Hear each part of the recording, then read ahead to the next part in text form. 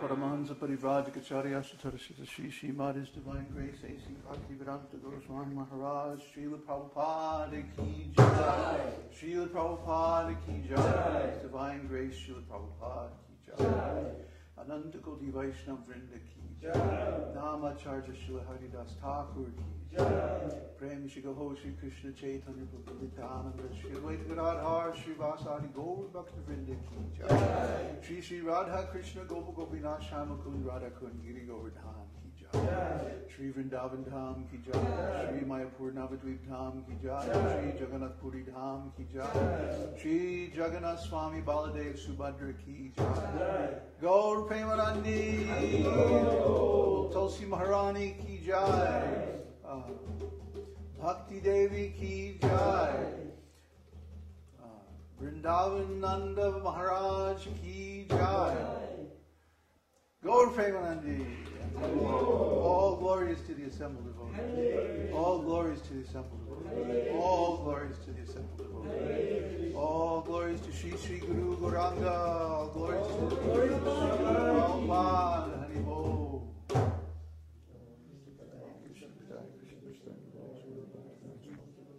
Namaste Saraswati Devi. Gaurvani Pacharna. Shri Shri Bhakti Pascharya Shutara.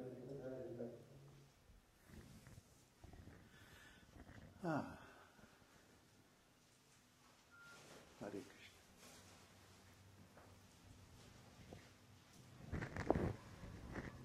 So this thing is a little tingly again today. It's because the ground. It's not properly grounded. Anyway, welcome to our Sunday Satsang. We having too much fun, you know? It's way too much. This is a lot more fun than trying to churn the material world looking for sense gratification. And where do these leaves come from? Demigods showering flowers again. Anyway, here we are in Santiago, and today is going to be the second part of our discussion of the elements of bhakti as described in my book, Sri Bhakti Nirukti. This is a work in progress. It's not published yet, so you're among the first to hear about these things. So today let's look at the next term after Uttama Bhakti. I think if you're on the Dim conference, you can zoom in on the document and check out svarūpa-lakṣaṇa and taṭastha-lakṣaṇa. A svarūp means the original form. Rupa means form, and sva means the original or essential, ultimate, the core.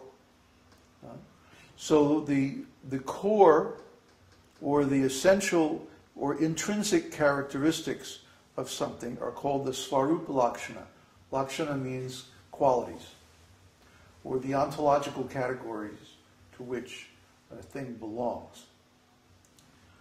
So svarūpa-lakṣaṇa refers to the intrinsic characteristics, and taṭastha-lakṣaṇa means the extrinsic characteristics, or the boundary characteristics. Everything has a boundary between the thing itself and what is not the thing. In human life, we call this ego. Ego means I am. And the difference between the ego and the other is the boundary of ourself. Okay? In devotional service, the intrinsic characteristics are that bhakti involves the cultivation of activities favorable to Sri Krishna. This is said to be the svarūpa-lakṣaṇa of Uttama Bhakti because it reveals the inherent nature or svarūpa of bhakti. For example, the svarūpa of the jiva soul means our spiritual body. And not only the body or the form, but also our relationship with Krishna. So when one realizes one's svarūpa, this means comes to understand his spiritual identity. Svarūpa means the essential characteristics, the intrinsic nature of something or someone. So when we talk about the svarūpa-lakṣaṇa of Bhakti, we mean what is it about Bhakti that makes it what it is? What is the thing that's essential to it?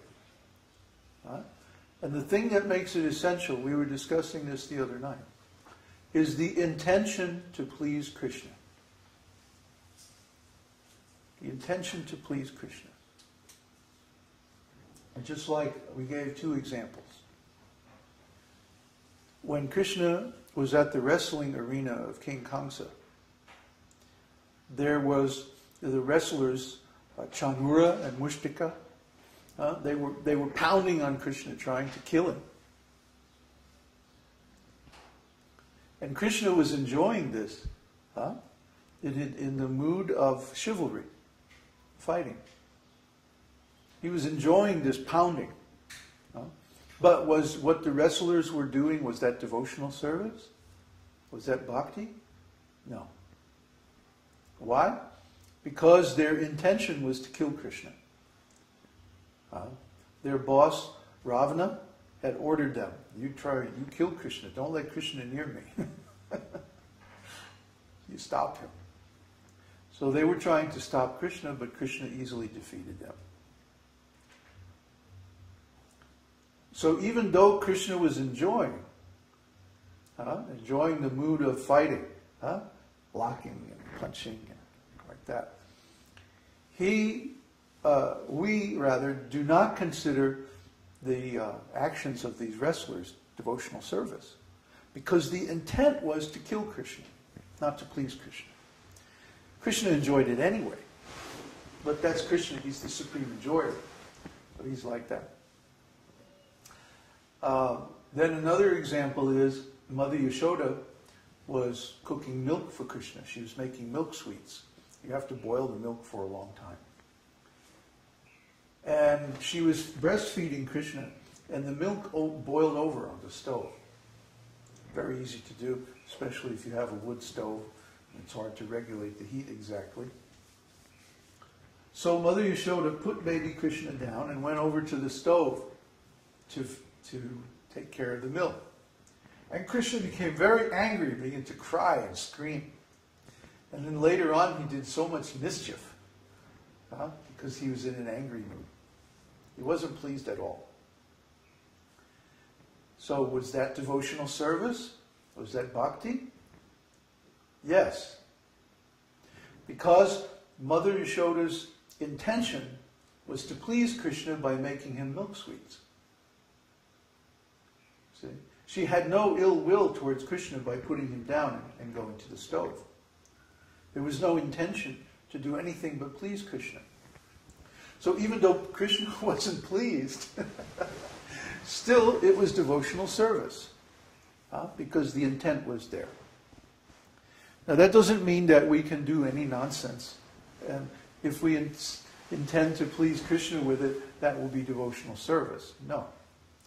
There's still 10 offenses to the holy name.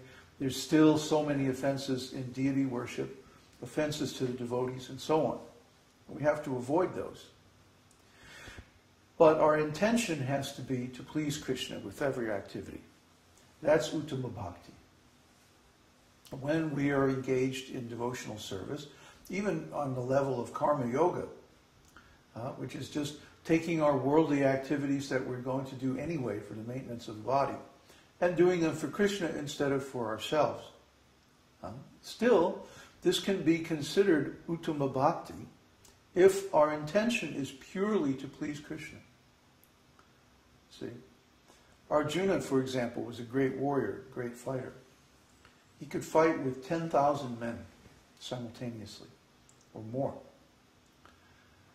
And because of this, he was considered a great hero.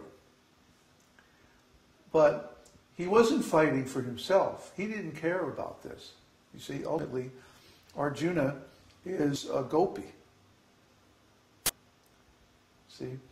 But accompanied Krishna as his friend, and he fought in all these wars and things, just to please him. Just because Krishna wanted his friendship, his companionship, and his pastimes, to please Krishna's desire. So even though Arjuna became a great king and amassed a huge fortune and got all these mystic powers and celestial weapons and went on all these adventures and conquered so many kings and ultimately wound up, along with his brother Yudhishthira, as one of the emperors of the world, he had no personal desire in doing any of that.